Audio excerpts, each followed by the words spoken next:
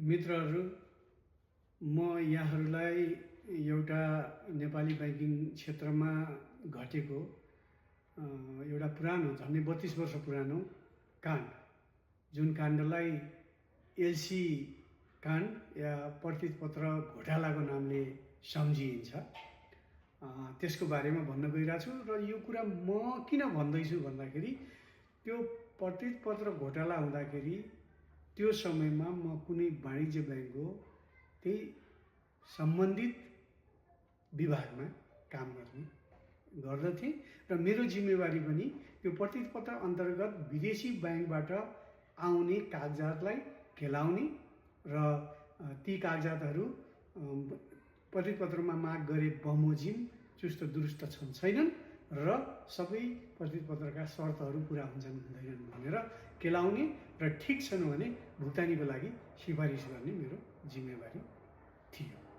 अब प्रतिपत्र के हो भन्नुहुन्छ भने, प्रतिपत्र भनेको विक्रेता विदेशमा, क्रेता नेपालमा, दुईटा बिचमा वस्तु किन्ने या सेवा लेनदेन गर्ने कारोबार हुँदाखेरि एउटालाई सामान, वस्तु या सेवा मूल्य तिरे जस्तै प्राप्त हुन्छ हुँदैन भन्ने शङ्का र विक्रेतालाई क्रेताबाट भुक्तानी प्राप्त हुन्छ हुँदैन भन्ने शङ्का निवारण गर्नको लागि बिचमा ब्याङ्क एउटा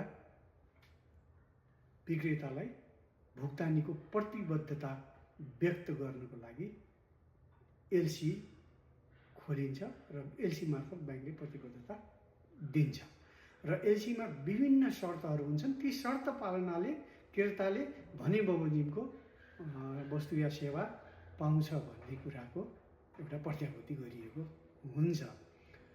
अब यहाँ के भयो भनेदेखि, विदेशी मुद्रा मार्फत प्रतिपत्रको कारोबार हुने भयो। नेपाल जस्तो मुलुकमा यहाँहरूलाई थाहा छँदैछ, विदेशी मुद्रा भन्ने असाध्यै हाम्रो लागि प्रिसियस हुन्छ। यसको स्रोत लिमिटेड छ र हामीले विदेशी मुद्राको खर्च एकदमै नियम कानुन पद्धति अन्तर्गत रहेर तोकिएको क्षेत्रमा र तोकिएको एमाउन्ट मात्रै खर्च गर्न पाउँछौँ।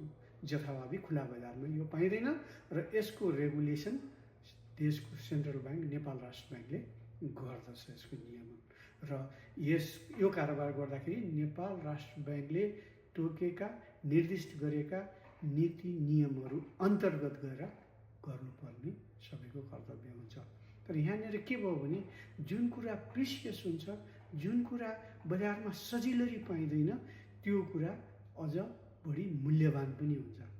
ब्याङ्कबाट डलर किन्दाखेरि, नेपाली रुपियाँ दिएर डलर किन्दाखेरि जुन विनिमय दरमा पाइन्छ, त्योभन्दा त्यही डलर बजारबाट, कालो बजारबाट किन्दाखेरि बढी विनिमय दर पर्दो रहेछ र त्यो डलर कुनै हिसाबले ब्याङ्कबाट निकालेर खुला बजारमा बेच्न सक्ने हो भनेदेखि केही दुःख नगरिकन डलर बेचेरै पैसा कमाउने अवस्था हुँदो रहेछ र केही अपराधिक मनोवृत्तिका मानिसहरूले त्यो च्यानलको दुरुपयोग गर्दै विदेशबाट सामान पठाएनन्, ल्याएनन्, तर डकुमेन्टहरू, एलसी अन्तर्गत डकुमेन्टहरू चुस्त दुरुस्त ल्याए र ब्याङ्कबाट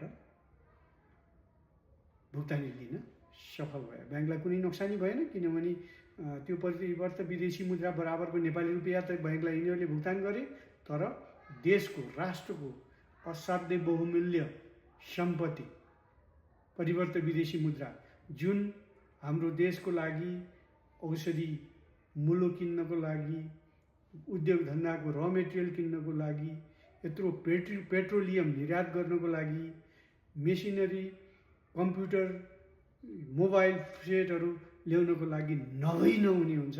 यो यस्तो प्रिसियस विदेशी मुद्रालाई यिनीहरूले गलत मनसायले आफ्नो व्यक्तिगत स्वार्थको लागि प्रयोग गरे।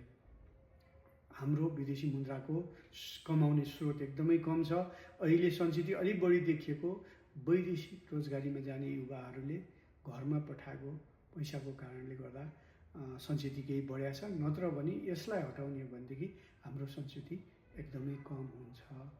र यत्रो ठुलो चाहिने यो गरेर एउटा षड्यन्त्र गरेर ठुलो धनराशि विभिन्न ब्याङ्कबाट यी बदमासहरूले परिवर्तित विदेशी मुद्रा ब्याङ्किङ च्यानलबाट बाहिर लगेर त्यसलाई चाहिँ नि दुरुपयोग गरे। त्यसले त्यो कुरा पत्ता लाग्यो। त्यो कुरा पत्ता लाग्न साथ सबै निकायहरू, राष्ट्र ब्याङ्कदेखि लिएर पुलिस, अनुसन्धान, अख्तियार सबैका चाहिने आँखा खुले र सबैको निद्रा हराम भयो।